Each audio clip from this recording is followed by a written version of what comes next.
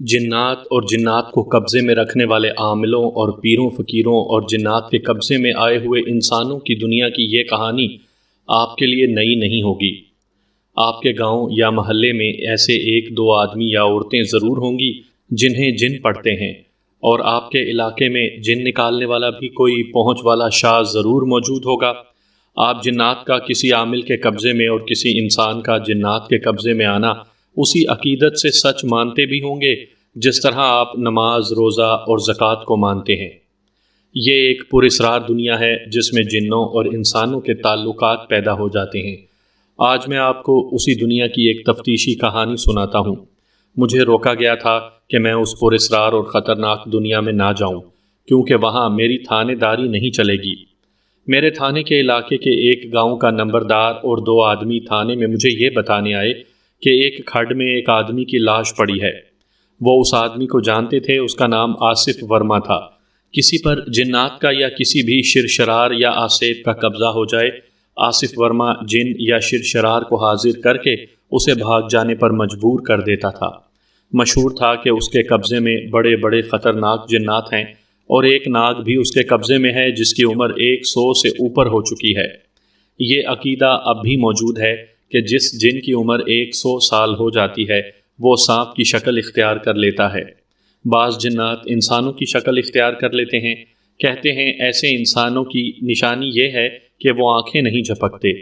آصف ورما کے قتل کی رپورٹ دینے والوں نے کہا کہ اسے یقیناً جنات نے مارا ہے۔ وہ کہتے تھے کہ جنات کو قبضے میں رکھنے والا ہر وقت خطرے میں رہتا ہے۔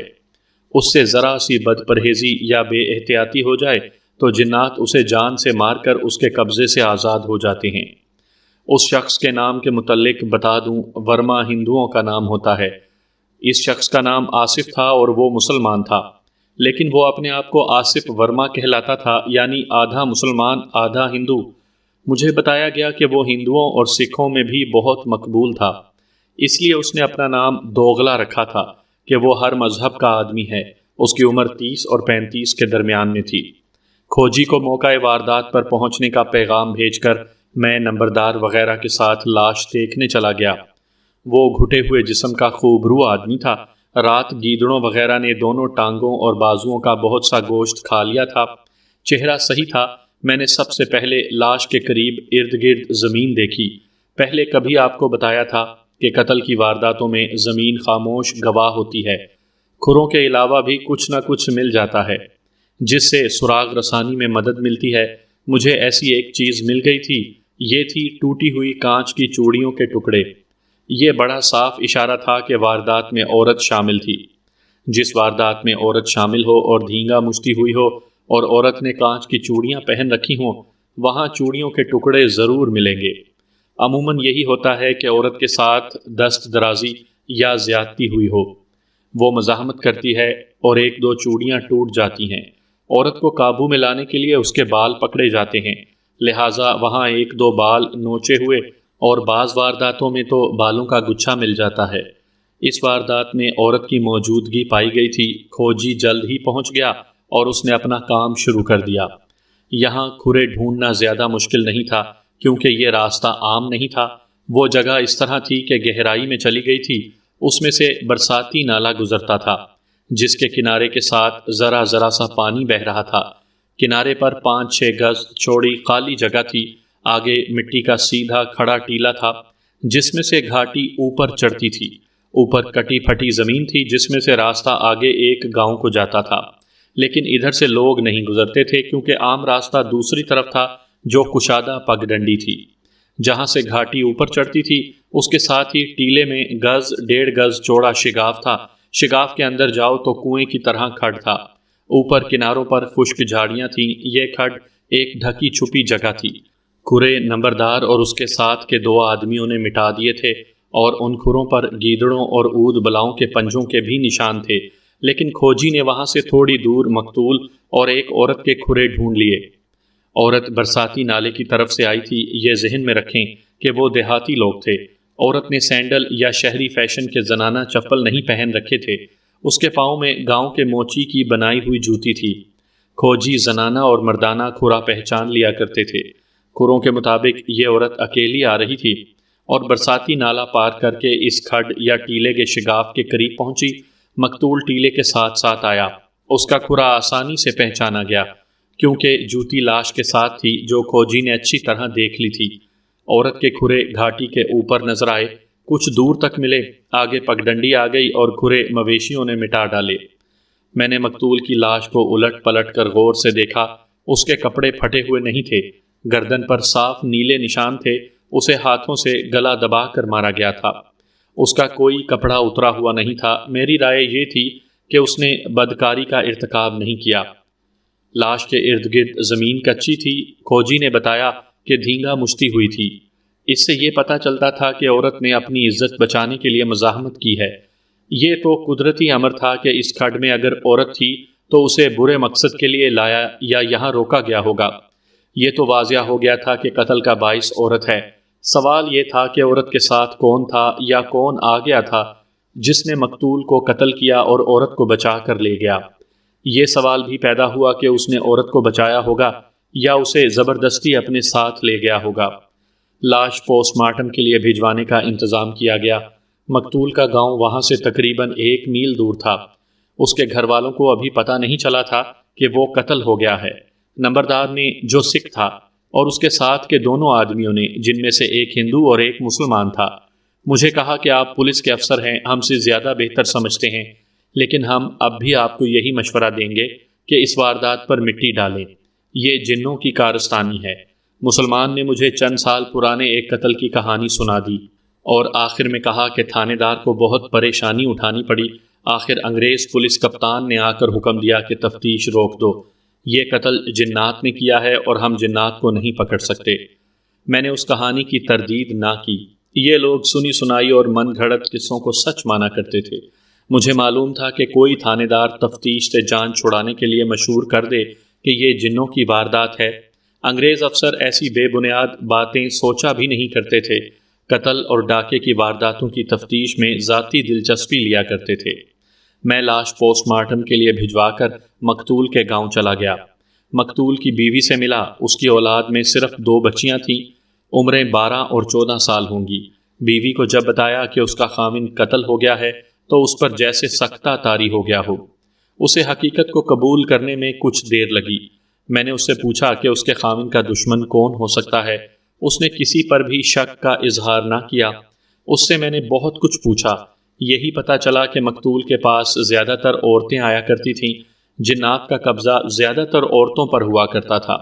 مقتول جن نکالنے کے علاوہ مرادیں پوری ہونے کے تعویذ اور نقش دیا کرتا تھا۔ بیوی کے ساتھ اس کی اتنی بے تکلفی نہیں تھی کہ وہ اس کے پاس آنے والی عورتوں کی باتیں اسے سناتا۔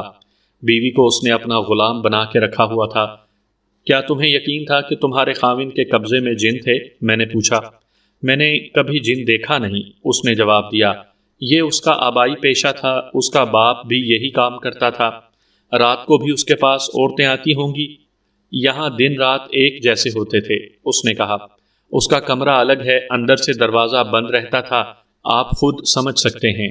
میں کیا کہوں؟ وہ کچھ نہ بتا سکی۔ یہ معلوم کرنا بیکار تھا کہ یہاں کون کون سی عورت آتی تھی۔ آج کل علم کی روشنی دیہات میں پہنچ گئی ہے، لیکن آصف ورما جیسے عاملوں اور پیروں کو لوگ پہلے کی طرح ہی مانتے ہیں اور اپنی عورتوں کو ان کے پاس بھیج کر آنکھیں اور کان بند کر لیتے ہیں۔ وہ تو پسماندگی کا زمانہ تھا۔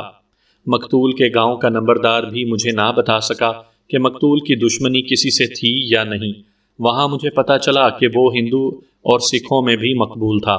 اس گاؤں میں بھی مجھے یہی کہا گیا کہ مقتول کو جنات نے مارا ہے اور یہ کہ میں اس کام میں نہ پڑوں۔ میں ایسی اندھی عقیدت پر ذرا سا بھی حیران نہ ہوا۔ میں نے ان لوگوں سے کچھ بھی نہ کہا۔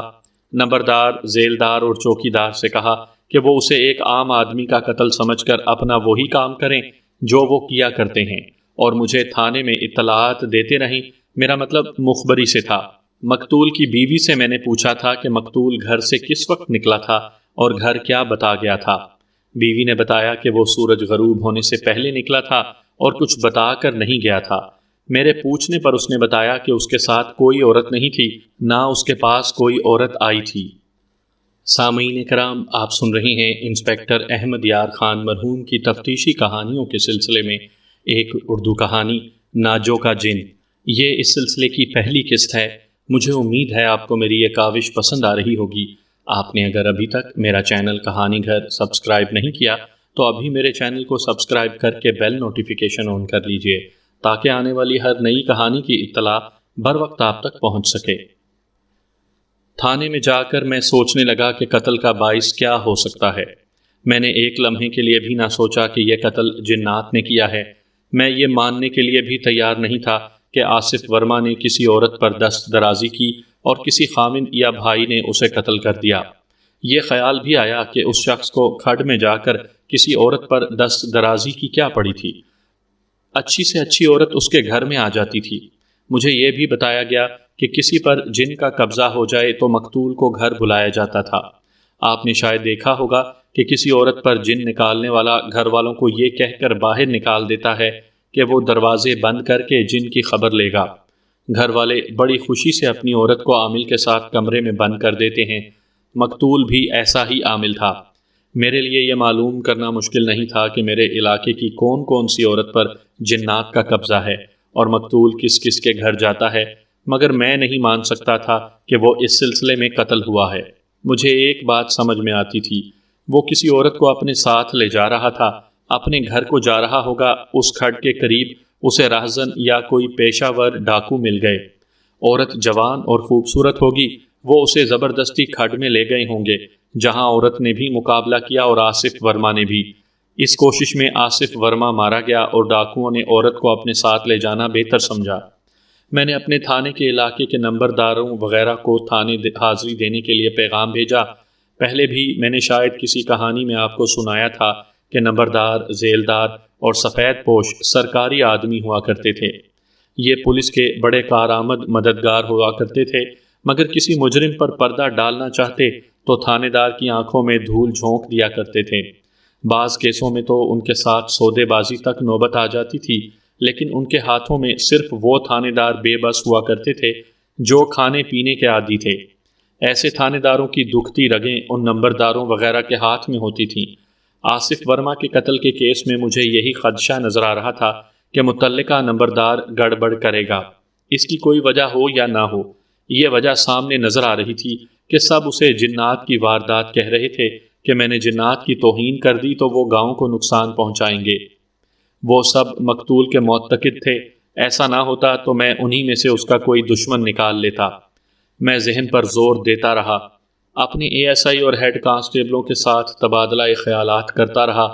اے ایس آئی رگبیر سنگھ کے، جو ہندو راجپوت تھا، خیالات مجھ سے ملتے جلتے تھے۔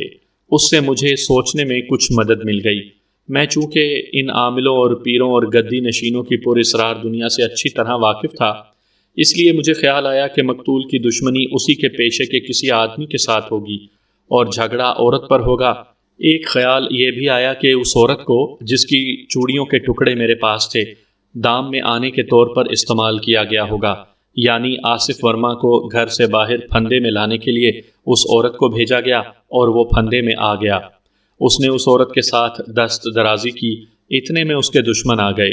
انہوں نے اسے کلہاڑیوں وغیرہ سے قتل کرنے کے بجائے اس کا گلا دبانا شاید اس لیے مناسب سمجھا کہ یہ تاثر پیدا ہو کہ اسے جنات نے مارا ہے۔ سورج غروب ہو رہا تھا جب مجھے پوسٹ مارٹم رپورٹ ملی۔ مقتول کا گلا دبایا گیا تھا۔ ڈاکٹر کے اندازے کے مطابق مقتول کو مرے 16 گھنٹے گزر گئے تھے۔ یہ اندازہ ہوا کرتا تھا، 1 گھنٹہ کم یا زیادہ ہو سکتا تھا۔ اس کے مطابق مقتول رات کو نہیں بلکہ سورج غروب ہونے کے وقت کے لگ بھگ قتل ہوا تھا۔ اس کے گاؤں کے لوگ لاش لینے آئے ہوئے تھے۔ میں ان سے پوچھتا رہا۔ مجھے پتا چلا کہ اس علاقے میں ایک پیر بھی ہے جو شاہ قلندر حجویری کے نام سے مشہور ہے۔ گاؤں کے ان آدمیوں سے قریدنے پر پتا چلا کہ مقتول شاہ قلندر کے خلاف باتیں کیا کرتا تھا اور کہا کرتا تھا کہ شاہ قلندر کے قبضے میں کوئی جن نہیں، میں نے شاہ کو کبھی نہیں دیکھا تھا، نام سنا تھا۔ مجھے ایسے محسوس ہوا جیسے مقتول کا ایک دشمن مل گیا ہو۔ میں رات کو کھانا کھا کر گھوڑے پر سوار ہوا اور شاہ قلندر کے گاؤں چلا گیا۔ میں پرائیویٹ کپڑوں میں تھا۔ گاؤں میرے تھانے سے تقریباً 3 میل دور تھا۔ شاہ قلندر 3-4 مریدوں میں بیٹھا تھا۔ صاف پتہ چلتا تھا کہ شراب چڑھی ہوئی ہے۔ اسے بتایا گیا کہ میں کون ہوں۔ اس نے مسکرا کر اور بے نیازی سے گاؤ تکیے پر نیم دراز رہتے ہوئے میرے ساتھ ہاتھ ملانے کے لیے ہاتھ بڑھایا۔ میں نے مریدوں کی طرح اس کا ہاتھ اپنے دونوں ہاتھوں میں لے کر چوما اور آنکھوں سے لگایا اور اس کے قدموں میں بیٹھ گیا۔ تھانے دار کو اپنے قدموں میں بیٹھا دیکھ کر اس کی نشے میں خمار کی کیفیت پیدا ہو گئی۔ اس کی آنکھیں جو پوری کھلی ہوئی تھیں ادھ کھلی ہو گئیں۔ سرکار، میں نے اسے مظلوموں کے سے لہجے میں کہا، بڑی مشکل میں گرفتار ہو کر آیا ہوں، تنہائی میں بات کرنا چاہتا ہوں۔ اس کے اشارے پر سب باہر چلے گئے۔ میرا کانسٹیبل جمیل الدین میرے پاس بیٹھا رہا۔ شاہ قلندر نے مخمور آواز میں کہا کہ میں بات کروں۔ آصف ورما قتل ہو گیا ہے۔ میں نے کہا، مجھے بتایا جا رہا ہے کہ اسے جنوں نے قتل کیا ہے۔ میری نوکری کا سوال ہے سرکار، انگریز ہمارے جنوں کو نہیں مانتے۔ آپ کے ہاتھ میں جو طاقت ہے وہ اور کسی میں نہیں۔ آپ کے متعلق بہت کچھ سن کر آیا ہوں، مجھے یہ بتائیں کہ اسے کیا واقعی جنوں نے قتل کیا ہے؟ اگر ایسا ہی ہے تو میں تفتیش سے ہاتھ کھینچ لوں، ورنہ میں بے گناہ لوگوں کو مشتبہ بٹھا کر انہیں مارتا پیٹتا رہوں گا۔ اسے میرے جنوں نے قتل کیا ہے۔ شاہ قلندر حجویری نے کہا، وہ میرے جنوں کو ورغلا رہا تھا۔ میرے قبضے میں بڑے ظالم جن ہیں، آپ اس مردود کے قتل کی تفتیش چھوڑ دیں، ورنہ آپ کو بھی نقصان پہنچے گا۔ میں جانتا ہوں اسے کون سے جن نے مارا ہے۔ کیا وہ جن بیان دے سکتا ہے کہ یہ قتل اس نے کیا ہے؟ میں نے کہا، میں نے تفتیش روکنے کی کوئی وجہ بھی تو لکھنی ہے، ورنہ میرے انگریز افسر کہیں گے کہ میں نے جنات کا بہانہ بنا کر تفتیش سے جان چھڑا لی ہے۔ میں نے اس کے گھٹنوں پر ہاتھ رکھ کر التجا کی، مجھ پر رحم کریں سرکار، اس جن کو حاضر کر کے بیان دلوا دیں، ورنہ میں رگڑا جاؤں گا، مجھے نوکری سے جواب مل جائے گا۔ وہ سوچ میں پڑ گیا۔ میں اس کے چہرے پر نظریں جمائے بیٹھا رہا۔ اس کی آنکھیں بند ہو چکی تھیں۔ کچھ دیر بعد اس نے آنکھیں کھولیں۔ نیک بخت کا غصہ ابھی ٹھنڈا نہیں ہوا۔ شاہ قلندر نے کہا، یہی ہے، کہتا ہے میرے ساتھ بات نہ کرنا، اسے یعنی مجھے کہو یہاں سے چلا جائے، میں بیان دے دیتا ہوں کہ یہ قتل جن نے کیا ہے۔ میرے ساتھ جمیل الدین نام کا جو کانسٹیبل تھا وہ ذہین آدمی تھا۔ اس نے ایسی ایکٹنگ شروع کر دی جیسے سخت خوف زدہ ہو گیا ہو۔ مجھے کانپتی ہوئی آواز میں کہنے لگا، ملک صاحب، آپ کس چکر میں پڑ گئے ہیں؟ اپنے ساتھ آپ مجھے بھی مروائیں گے۔ سرکار ٹھیک فرماتے ہیں کہ جن غصے میں ہے۔ میں بدھو بنا رہا، لیکن کاغذوں میں کیا لکھیں؟ میں نے کہا، سرکار ایک زحمت گوارا فرمائیں، تھانے میں چل کر بیان دیں یا جن کو یہاں حاضر کر کے بیان دلا دیں۔ او احمق انسان، شاہ قلندر نے دھیما سا کہا لگا کر کہا۔ قلندر کا تھانے سے کیا مطلب؟ یہ جن بڑا ظالم ہے، اسے ابھی حاضر نہ کر، پھر سرکار خود تھانے تشریف لے چلیں۔ میں نے کہا۔ وہ گاؤ تکیے پر نیم دراز تھا، بالکل ہی لیٹ گیا اور انگڑائی لے کر بولا، معلوم ہوتا ہے تو خیریت سے گھر نہیں جانا چاہتا، تو مجھے بھی مروائے گا۔ میں نے آگے ہو کر شاہ قلندر کی کلائی پر ہاتھ رکھا اور کلائی دبا کر کہا، قلندر صاحب، آپ کو تھانے چلنا پڑے گا، اگر ضرورت سمجھو تو اپنے جن کو بھی ساتھ لے چلو۔ اس نے دبے دبے روب سے بھی اور کھسیانی سی ہنس کر بھی مجھ کو ٹالنے کی کوشش کی، اور اس نے یہ بھی کہا کہ سارا گاؤں اس کا مرید ہے اور اس پر گاؤں والے جانیں قربان کر دیں گے۔ میں نے اسے بتایا کہ گاؤں کے باہر میری پوری گارڈ کھڑی ہے، اگر اس نے تھانے چلنے سے پسو پیش کی تو میں اسے گرفتار کر کے لے جاؤں گا۔ سنو قلندر، میں نے کہا، میں جانتا ہوں تم حجویری نہیں ہو، تم جو کچھ ہو مجھے معلوم ہے۔ میں تھانے چلا گیا تو گاؤں میں میری بے عزتی ہوگی۔ اس نے آنکھیں پوری کھول کر اور قلندری کے چبوترے سے نیچے اتر کر ایک عام قسم کے مشتبہ آدمی کی طرح کہا، میرا بیان یہیں لے لیں، آپ کی بہت خدمت کروں گا، جو حکم کریں گے پیش کروں گا، ساری رات عیش کرواؤں گا، جیسی عیش چاہو گے ویسی ہی مہیا کر دوں گا۔ رات کا وقت ہے، میں نے کہا، آدھی رات کے بعد میں خود ساتھ آ کر تمہیں یہاں چھوڑ جاؤں گا، کسی کو خبر نہ ہوگی، کسی کو خبر ہو بھی گئی تو کہنا کہ تھانے دار کے گھر جنات نے گڑبڑ کر دی تھی، انہیں بگانے گیا تھا۔ میں اس کوشش میں تھا کہ یہ شخص باتوں سے ہی میرے ساتھ چل پڑے اور مجھے دوسری کارروائی نہ کرنی پڑے۔ بہرحال اسے میں نے اٹھا لیا اور ہم چل پڑے۔ تھانے لا کر میں نے اسے کہا کہ وہ قاتل جن کو حاضر کرے اور اسے کہے کہ وہ بیان دے۔ مجھے معلوم تھا کہ اس کے قبضے میں کوئی جن نہیں، نہ کوئی جن بیان دینے آئے گا۔ اس نے کہا کہ وہ خود بیان دے گا۔ میں نے کہا کہ چلو بیان دو۔ اس نے جو بیان دیا وہ اگر میں اسی کے الفاظ اور اسی کے لہجے اور انداز میں پورے کا پورا آپ کو سناؤں تو یہ بہت ہی دلچسپ ہوگا، لیکن کہانی بلا ضرورت لمبی ہو جائے گی۔ مختصر یہ کہ اس نے یہ بیان دیا کہ اس کے قبضے میں جنات ہیں۔ آصف ورما اس کے جنات کو پریشان کرتا تھا۔ آصف کے قبضے میں جو جنات تھے وہ نوری نہیں ناری تھے، وہ صرف شیطانی کام کرتے تھے۔ ان سے مقتول نے ان نوری جنات کو پریشان کرایا جو شاہ قلندر کے قبضے میں تھے۔ ان میں مقتول کے شیطان جنات نے پھوٹ ڈال دی۔ شاہ قلندر کے 2 جن غنڈہ قسم کے تھے، جیسے آج کل سیاسی پارٹیوں اور برسر اقتدار پارٹی کے پاس ہوتے ہیں۔ ان دونوں نے آصف ورما کو قتل کر دیا اور شاہ قلندر کو جا کر بتایا کہ مقتول کی لاش فلاں کھڈ میں پڑی ہے۔ ان دونوں کو شاہ قلندر اپنے موکل کہتا تھا۔ موکل ان جنات کو کہتے ہیں جن سے کام لیا جاتا ہے۔ ہو سکتا ہے شہروں میں پیدا ہونے والی آج کل کی نسل شاہ قلندر کے اس بیان کو جھوٹا اور افسانوی سمجھتی ہو، جیسے یہ الفاظ میں نے خود کہانی کو دلچسپ بنانے کے لیے بتا دیے ہوں۔ آپ دیہات میں ان شاہوں اور عاملوں کے زیر اثر لوگوں میں اٹھیں بیٹھیں، ان میں جنات کی کہانیاں سچ مانی جاتی ہیں۔ شاہ اور عامل اپنی اصطلاحوں میں باتیں کرتے ہیں، شہروں میں بھی ان کہانیوں کو سچ مانا جاتا ہے۔ کوئی جن کسی لڑکی پر عاشق ہو جاتا ہے اور کوئی چڑیل کسی مرد پر فریفتہ ہو جاتی ہے۔ دیہات میں ہسٹیریا کو بھی جنات کا قبضہ کہتے ہیں۔ شاہ قلندر جب مجھے بتا چکا کہ مقتول کو اس کے 2 موکلوں یعنی جنوں نے قتل کیا ہے، تو میں نے اس سے پوچھا، ان دونوں نے یا دونوں میں سے ایک نے چوڑیاں پہن رکھی تھیں اور ان کی جوتیاں زنانہ تھیں؟ میں نے ان سے نہیں پوچھا۔ اس نے جواب دیا، میرا خیال ہے ان میں سے ایک نے عورت کا روپ دھارا ہوگا اور آصف ورما کو ورغلا کر اس کھڈ میں لے گیا ہوگا، پھر دوسرا بھی آ گیا ہوگا اور دونوں نے آصف کو مار ڈالا۔ جناب شاہ قلندر حجویری صاحب، میں نے اسے کہا، اب اپنے موکلوں سے کہو کہ تمہیں مجھ سے چھڑا کر لے جائیں۔ اگر وہ نہیں آتے تو انہیں کہو کہ اقبال جرم کریں۔ اگر وہ یہ بھی نہیں کرتے تو تم اقبال جرم کر لو قلندر، فائدے میں رہو گے۔ اس نے اپنے انداز سے بات کی، مگر وہ خود محسوس کر رہا ہوگا کہ اب اس کی زبان ہکلا رہی تھی اور اس کے پاؤں کے نیچے زمین ہل رہی تھی۔ تم نے بہت گناہ کر لیے ہیں قلندر۔ میں نے اس کے کندھے پر ہاتھ رکھ کر دبایا اور کہا، تم نے لوگوں کی بیویوں، بیٹیوں اور بہنوں کی عزت پر بہت عیش کر لی۔ اب تمہارے حساب کا وقت آ گیا ہے۔ کل تک مجھے پتہ چل جائے گا کہ تمہاری کون کون سی مریدنی مقتول کے قبضے میں چلی گئی تھی اور تمہارے روپے پیسے والے کتنے سائلوں کو مقتول نے ورغلا لیا تھا۔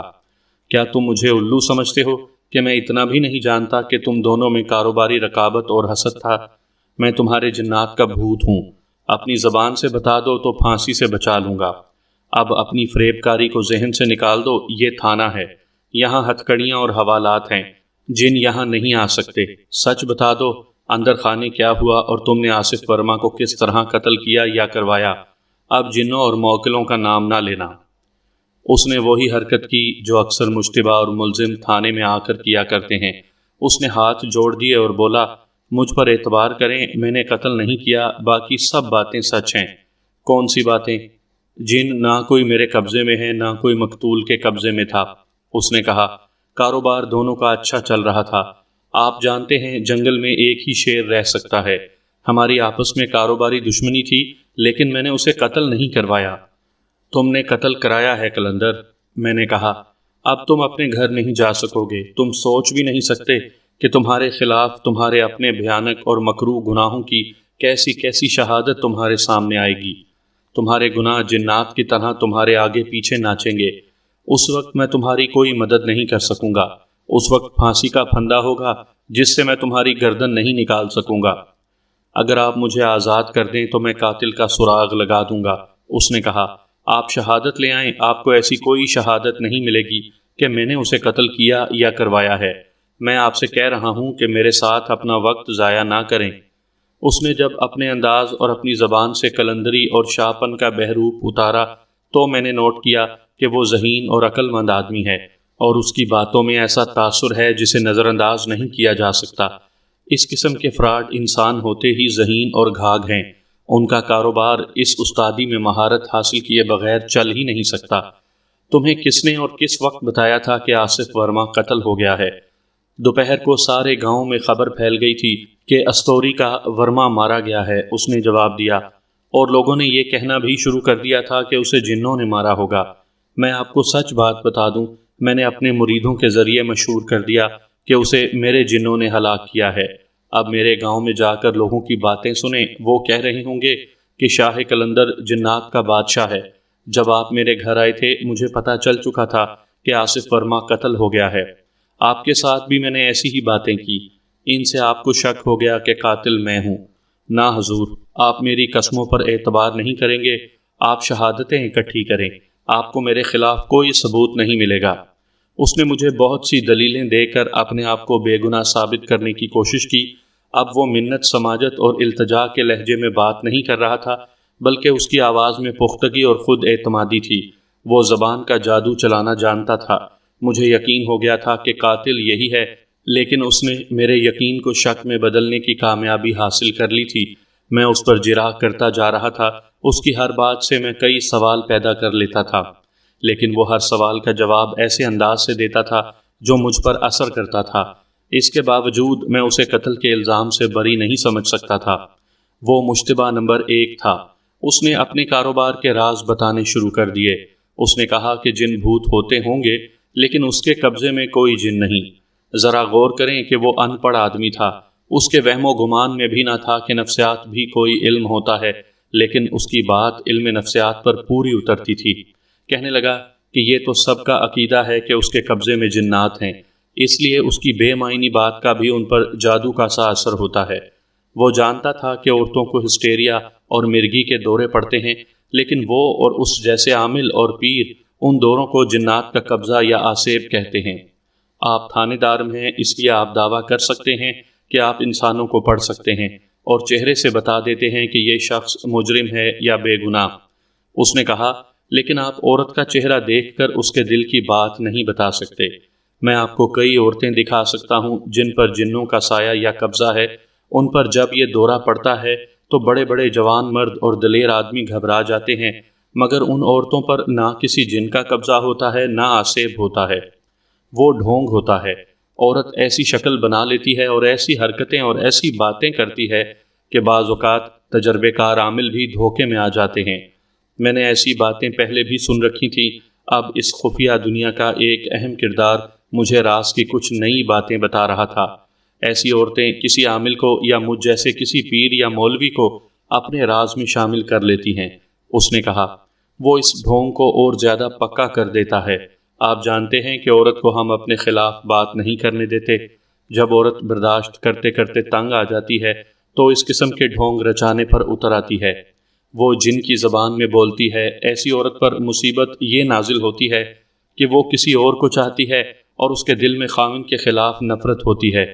دوسری وجہ یہ ہوتی ہے کہ عورت خاوند کو ہی چاہتی ہے، مگر خاوند کسی وجہ سے اس کی جذباتی تسکین سے معذور ہے۔ اس صورت میں عورت اگر چالاک ہو تو وہ اپنے اوپر جنات کا دورہ طاری کر لیتی ہے، اگر سیدھی سادی ہے تو خون کے جوش سے اس پر واقعی دورے پڑنے لگتے ہیں۔ اسے ہم جن اور آسیب کہتے ہیں، لیکن اصل میں یہ کچھ اور ہوتا ہے۔ اس سلسلے میں بھی مجھ جیسے بہت کام دکھاتے ہیں۔ اس کے گھر والوں کو اس پر کوئی اعتراض نہیں ہوتا کہ عامل یا پیر اسے بند کمرے میں اپنے ساتھ رکھتا ہے یا کسی خاص عمل کے لیے اسے تنہا اپنے گھر بلاتا ہے۔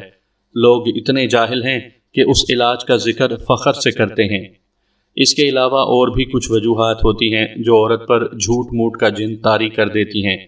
بعض عورتوں کی فطرت میں فتنہ اور فساد ہوتا ہے، انہیں جھوٹ بول کر فساد پھیلانے میں لطف محسوس ہوتا ہے۔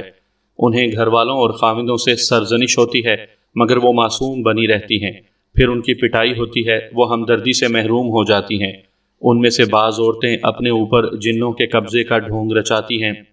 ایسی عورتیں عاملوں اور روحانی معالجوں کو بھی اصل حقیقت نہیں بتاتی، اور سب کو یقین ہو جاتا ہے کہ یہ واقعی جنات ہیں۔ شاہ قلندر نے وہ طریقہ بتایا جس سے وہ علاج کرتے ہیں۔ وہ الفاظ اور اصطلاحیں تو اپنی استعمال کر رہا تھا، لیکن وہ ہیپناٹزم کی بات کر رہا تھا۔ وہ ہیپناٹزم کے لفظ سے ناواقف تھا۔ وہ باتوں سے سنسنی خیز روایتوں اور حکایتوں سے اور آنکھوں میں ڈال کر اپنے شکار کو ہیپناٹائز کر لیا کرتا تھا۔ اس نے کہا کہ اندھا یقین لوگوں کو ان کے جال میں پھنسائے رکھتا ہے، اور جن لوگوں کا کام نہیں ہوتا وہ بھی اپنے آپ کو دھوکہ دے لیتے ہیں کہ ان کا کام ہو گیا ہے۔ مختصر یہ کہ اس نے مجھ سے جان چھڑانے کے لیے مجھے اپنا اور اپنے جیسے تمام عاملوں کا فراڈ سنایا۔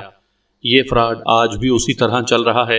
پاکستان میں تعلیم اور روپیہ عام ہو جانے سے اور سائنس کی ترقی سے اس میں کوئی کمی نہیں آئی، میں نے پڑھے لکھے لوگوں کو جنات کے فراڈ کو سچ مانتے دیکھا ہے۔ میں ابھی اسے چھوڑنے پر آمادہ نہیں ہوا تھا۔ اس کی زبان کا جادو دیکھ کر مجھے شک ہو رہا تھا کہ یہ مجھے انگلیوں پر نچانے کی کوشش کر رہا ہے۔ میں نے اسے کہا کہ اس واردات میں عامل نہ ہوتا، وہ کوئی عام آدمی ہوتا تو میں اب تک قاتل کے قریب پہنچ چکا ہوتا۔ عامل نے جو پیچیدگی پیدا کر دی تھی وہ میں بیان کر چکا ہوں۔ میں نے شاہ قلندر سے کہا کہ وہ اگر قاتل نہیں ہے تو سوچے اور مجھے بتائے کہ قتل کا باعث کیا ہو سکتا ہے اور قاتل کون ہوگا۔